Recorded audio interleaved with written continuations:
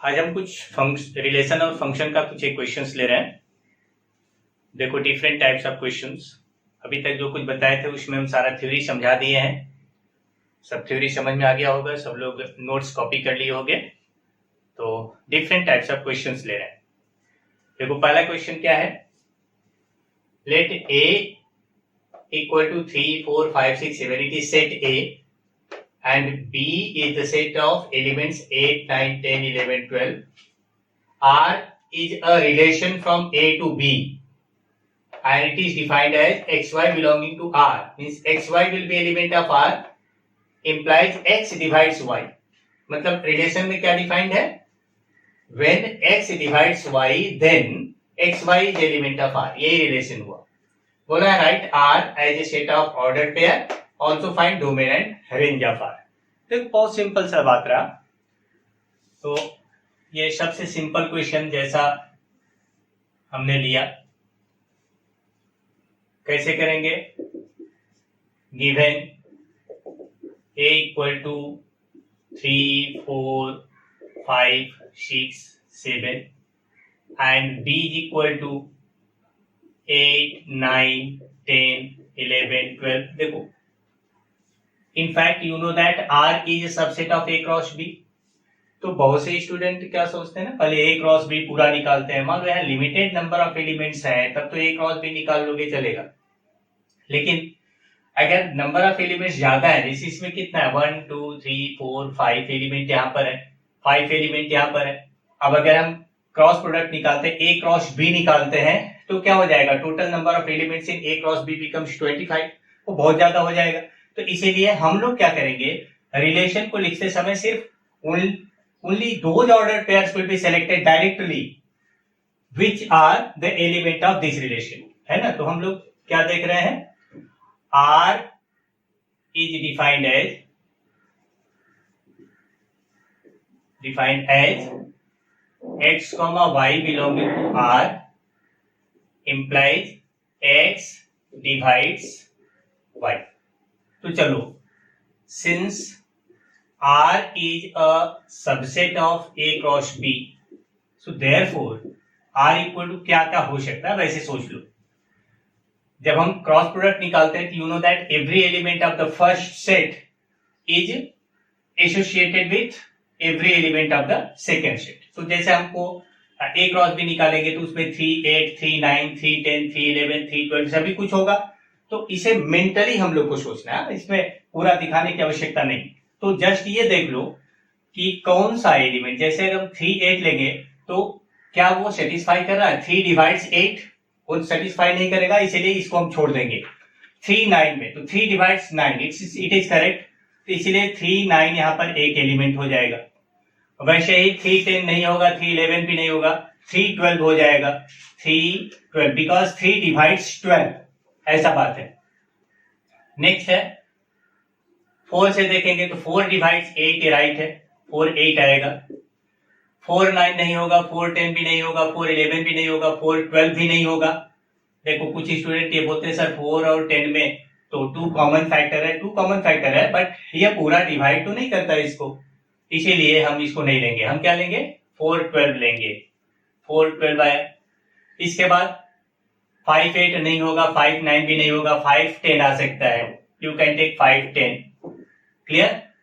उसके बाद 5 11 5 12 नहीं होगा। 6 का देखो 6 8 6 9 6 10 6 11 नहीं होगा, 6 12 हो सकता है, यहाँ पर 6 12 हो गया। 7 का किसी के साथ है 7 8 7, मतलब 7 डिवाइड्स नथिंग, इसीलिए हम लोग छोड़ दिए। तो ये हमारा एक्चुअल रिलेशन हो गया। अब इसमें हमसे बोला जा रहा है कि ऑल्सो फाइंड डोमेन। डोमेन क्या होगा, domain of R. Domain of R क्या होगा, यहां से देख लें। Domain is what, the set of all first elements of the ordered pair which belong to R. तो यहां पर फर्स्ट एलिमेंट्स क्या है, 3 3 4 4 5 6, ठीक है। एक ही बार 3 लिखेंगे, 4 5 6, ये हो गया। एंड रेंज क्या होगा, रेंज ऑफ आर क्या है, range is the second element. Second element में क्या क्या आ रहा है लिखेंगे, 9, 12, 8, 12, 10, 12। ठीक है, तो सिंपल है, एक आ रहा है, 8 आ रहा है, 9 आ रहा है, 10 आ रहा है और 12 आ रहा है। तो ये हो गया डोमेन एंड रेंज। क्लियर हुआ ये? ठीक है, तो एक दूसरा सवाल लेते हैं। नेक्स्ट क्वेश्चन हम लिए हैं, let z is the set of integers and r is a relation on z defined as r equal to xy such that x square plus y square equal to 100. Find r as set of ordered pairs. Also find domain and range. तो देखो, जो पहले question लिए थे वहां पर set A and set B was given and there was a definite number of elements in set A as well as in set B. लेकिन यहां पर क्या हो रहा है, सेट ए की जगह भी जेड है और सेट बी की जगह भी जेड है, दोनों ही, and Z is the set of all integers. तो इंटीजर्स में as you know that infinite number of integers are there, positive, negative, zero, सभी इंटीजर्स होते हैं ना। तो यहां पर सबसे पहले हमको देखना पड़ेगा कि what values of x and y satisfies this relation x square plus y square equal to 100, यहां से देखना है। तो चलो हम लोग क्वेश्चन ले रहे हैं, सॉल्यूशन क्या होगा।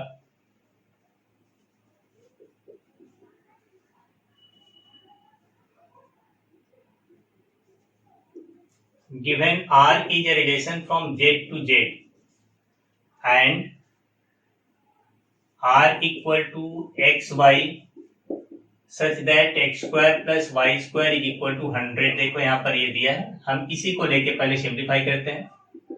Since x square plus y square is equal to 100, therefore y square equal to हो जाएगा, y square equal to हो जाएगा 100 minus x square। Therefore only y क्या हो जाएगा, y इक्वल टू हो जाएगा plus minus root over 100 minus x square. एक बात ध्यान देना, यहाँ पर हम लोग प्लस माइनस दोनों बात लिखे हैं।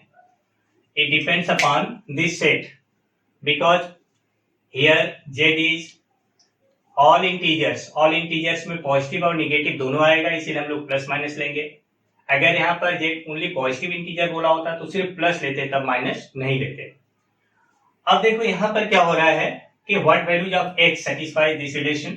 हम x का वैल्यू 0 पुटअप करेंगे, तो यहाँ पर आ सकता है 100, y का वैल्यू प्लस माइनस 10 आएगा।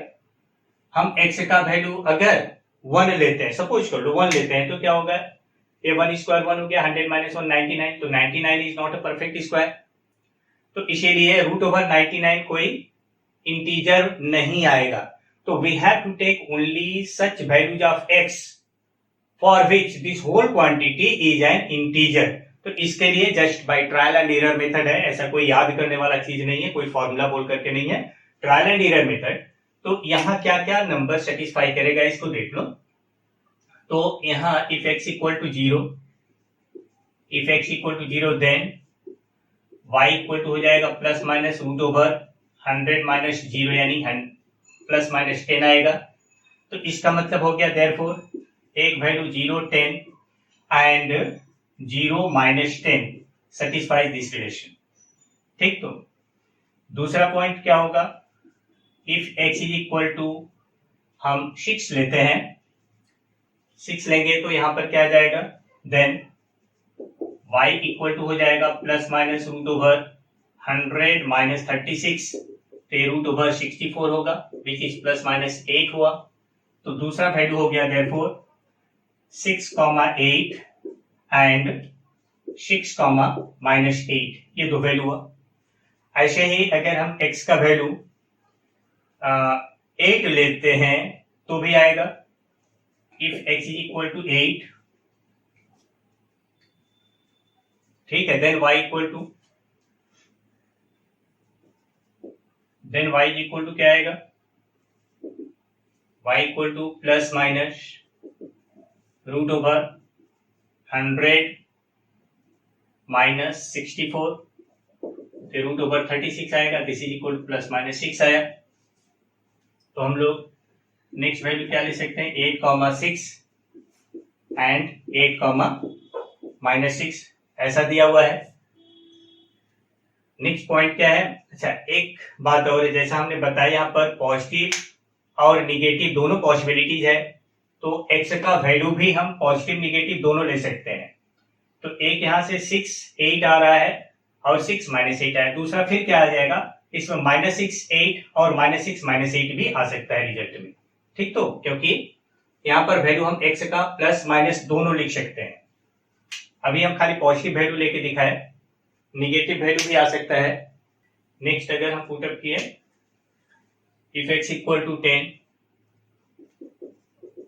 if x equal to 10, then y equal to root over plus minus root over 100 minus 10 square, ये हो जाएगा क्या, रूट ओवर 0 आया तो 0 आ जाएगा, therefore only 10 0 आएगा, 10 0।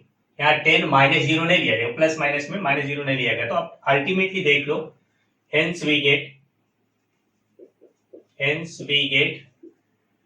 r इक्वल टू क्या क्या हो रहा है, देखो पहला वैल्यू हमने लिया था 0, ठीक है, तो x का वैल्यू 0 लिए थे, तो y इक्वल टू एक 0 10 आया था और दूसरा 0 -10 आया, ये तो ठीक है, यहाँ पर प्लस माइनस दोनों लिया जाएगा। नेक्स्ट वैल्यू आया था 6 8 और 6 -8, यहाँ पर 4 वैल्यू आ जाएगा, 6 8 6 -8 फिर -6 8 एंड -6 -8, इस तरह से आएगा, 4 वैल्यू है। नेक्स्ट है हमने 8 6 लिया था, 8 लिया था x का वैल्यू, तो यहां से आ सकता है 8 6 8 -6 ऑल्सो -8 6 एंड -8 -6, ये भी आएगा। एंड नेक्स्ट आया है x का वैल्यू 10 लिए 0 आया, फिर -10 0, ये भी आ सकता है, x का वैल्यू -10 ले सकते हैं हम लोग, -10 का स्क्वायर भी प्लस 100 आएगा, तो 100 -100 0 हुआ। तो इस तरह से यू गॉट r, हमेशा ये ब्रैकेट क्लोज करोगे नहीं तो गलत हो जाएगा। नेक्स्ट है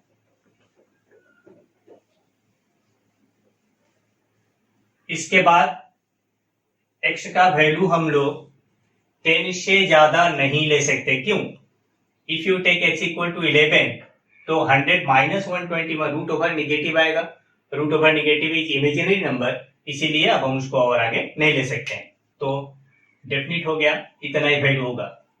अब फिर से जैसे डोमेन और रेंज हमने बताया वैसे लिख दो, डोमेन ऑफ आर क्या होगा, फर्स्ट वैल्यू आया था 0 ±6, हम लोग अलग अलग लिख देते हैं, 6 आया -6 आया, 8 आया -8 आया, 10 आया -10 आया, ये हो गया हमारा डोमेन।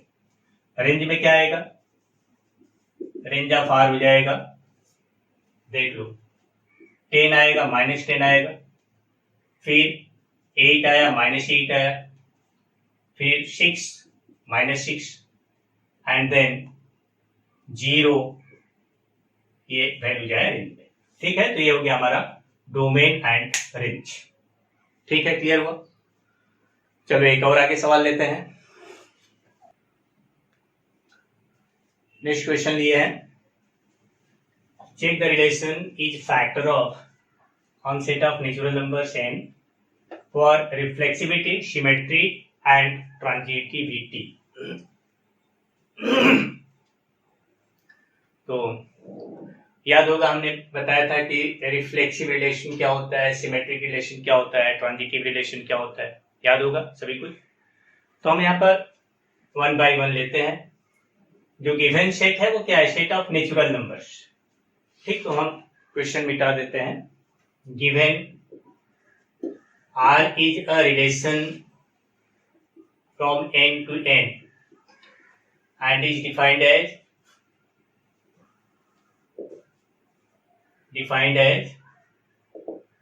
क्या है, is factor of. Is factor of का मतलब हो जाता है,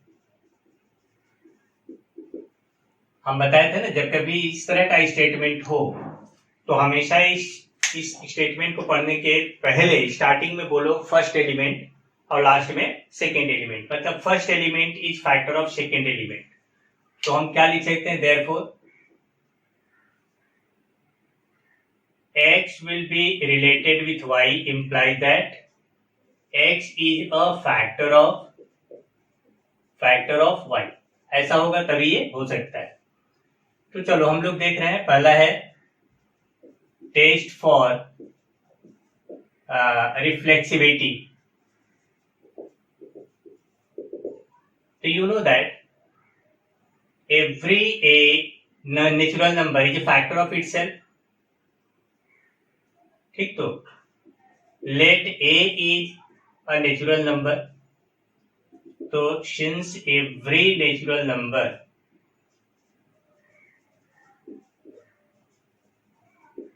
is a factor of itself, होता ही है. जैसे 3 is a factor of 3, 3 1 जा 3 होता है. 2 is a factor of 2, 5 is factor of 5, है ना. तो therefore a is a factor of a, है ना. a is a factor of a, ये करेक्ट है. मतलब a, a belong to r. इससे ये पता चलता है therefore r is reflexive. ठीक है, r is reflexive relation. पहला केस हो गया. नेक्स्ट हम लोग चेक करेंगे whether it is symmetric or not. तो चलो हम इस बार दो एलिमेंट लेते हैं. Test for symmetry.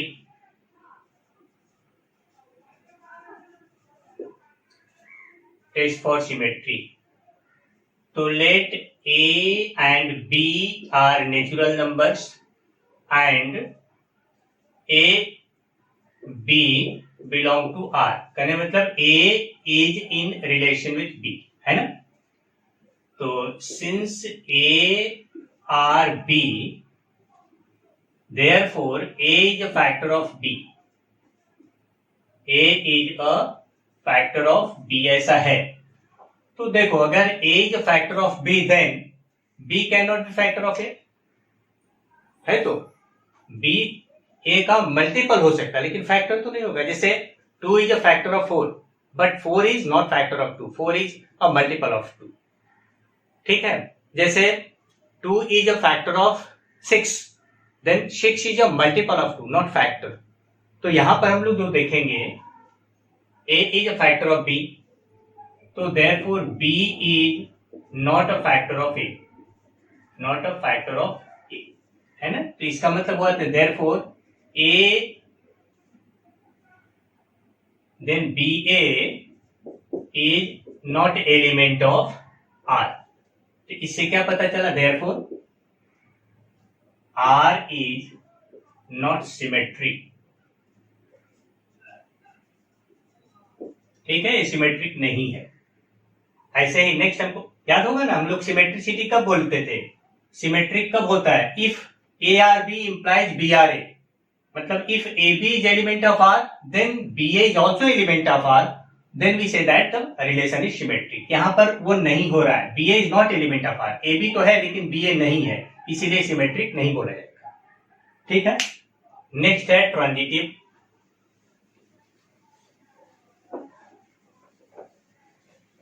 Test for transitivity.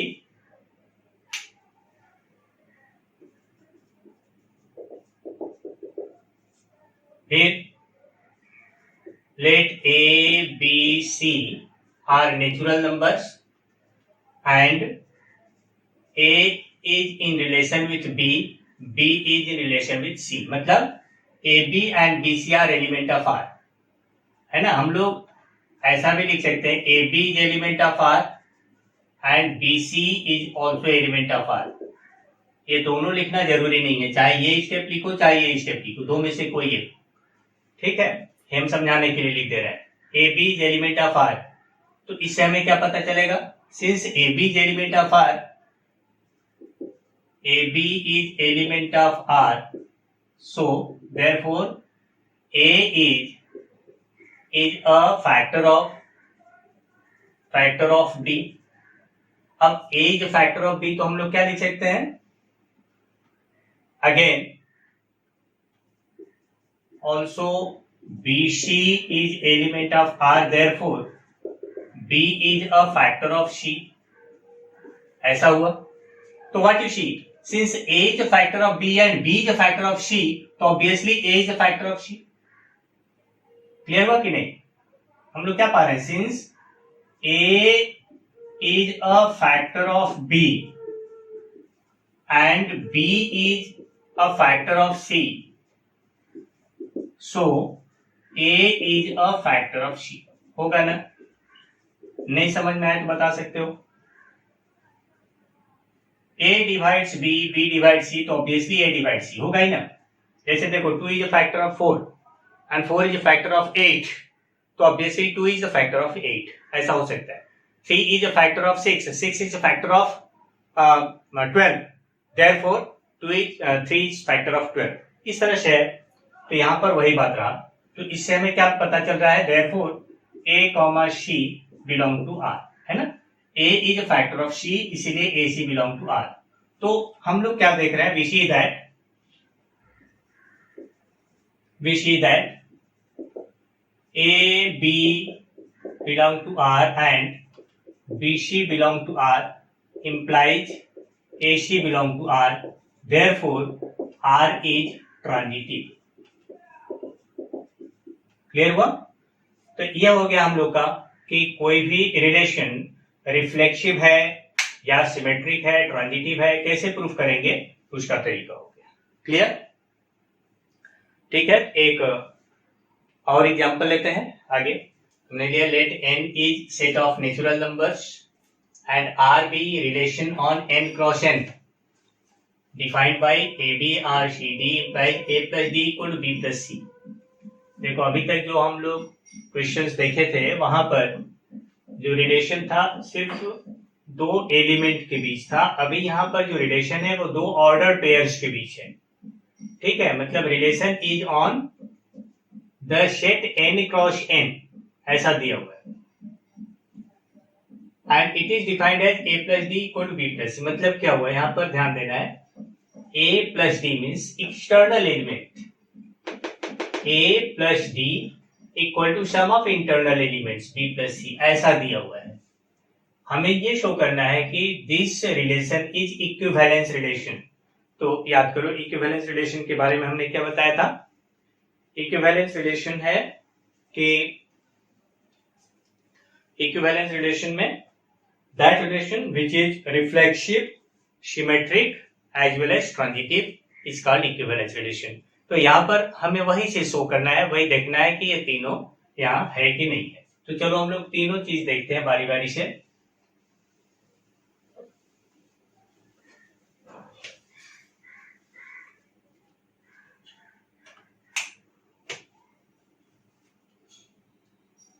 Solution given R is a relation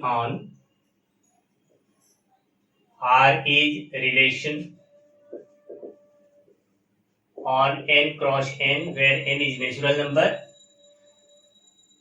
and A, B, R, C, D implies that A plus D is equal to B plus C। तो हम लोग सबसे पहले देखते हैं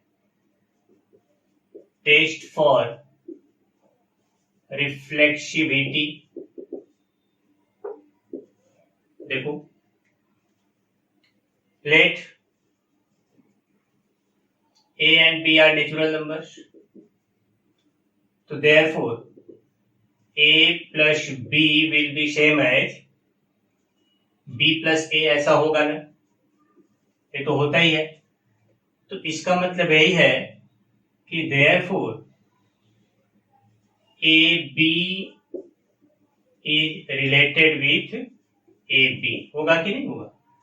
obviously A plus B is equal to B plus A, यहाँ पर वही हो रहा है ना, एक्सटर्नल टर्म होगा A plus B, इंटरनल हो जाएगा B plus A। तो ये सेटिस्फाई कर रहा है, मीन्स एवरी एलिमेंट, यहाँ पर हमने AB लिया है। Why? Because AB is order pair which belong to natural number n cross n। यहाँ पर हम लिख दे रहे हैं therefore this order pair AB is element of n cross n, ऐसा होगा। ठीक है, तो यहाँ पर हम पाएंगे every element of n cross n is related with itself, therefore R is reflexive। Clear हुआ? आर इज रिफ्लेक्सिव, ऐसा बात समझ में आया। नेक्स्ट पॉइंट हम लेते हैं सिमेट्रिक के बारे में।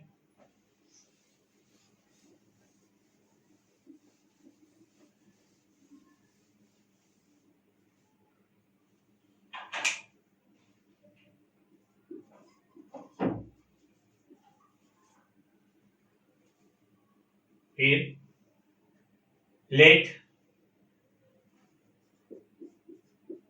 AB and CD are element of n cross n and AB related with CD. तो हम क्या पाएंगे? therefore A plus D is equal to B plus C, ऐसा होगा। A plus D equal to B plus C, therefore C plus B will be same as D plus A, ऐसा होगा।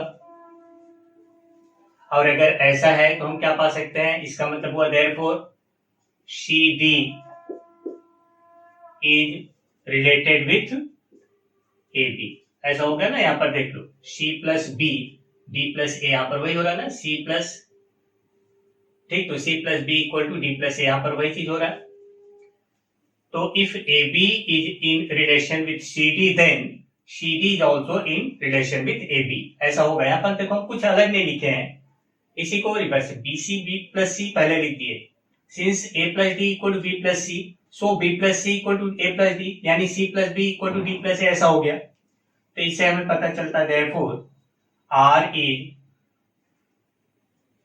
therefore relation R is symmetric, ठीक है। Next है test for transitivity.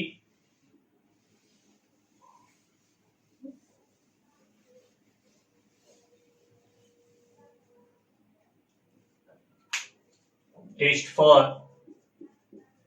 Transitivity, फिर यहां पर हम लोग सपोज कर लेते हैं late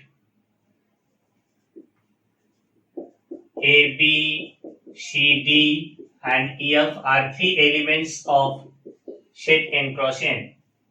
Also, AB related with CD and CD is related with EF. अब अगर हम ये शो कर दें कि therefore AB is related with EF, तो ये हो जाएगा ट्रांजिटिव। याद है ना ट्रांजिटिव का क्या कंडीशन बताए थे? हम बताए थे if A is in relation with B and B is in relation with C implies that A is in relation with C, then we say that the relation is transitive relation. तो यहां पर हम क्या पा रहे हैं? देखो A plus AB related with CD, so we get A plus D is equal to B plus C, and यहां से हम क्या पाएंगे? C plus F is equal to D plus E, ऐसा आएगा, है ना, एक्सटर्नल और इंटरनली। तो हेंस हम इसका दोनों ऐड कर रहे हैं, A plus D plus C plus F, A plus D plus C plus F is equal to B plus C plus D plus E, ऐसा आएगा। यहां से हम लोग क्या देख रहे हैं? अब ये D कैंसिल हो जाएगा, ठीक है, C से भी कैंसिल हो जाएगा। therefore A plus F is equal to क्या हो गया? B plus E। तो therefore AB related with EF, ऐसा हो गया, ठीक है। therefore हम क्या पाए? hence R is transitive, ठीक है, R is transitive। तो हम क्या देख रहे हैं कि since R is reflexive as well as symmetric as well as transitive, so R is equivalence relation, ठीक है। we get R is reflexive, symmetric and also transitive. So R is equivalence relation.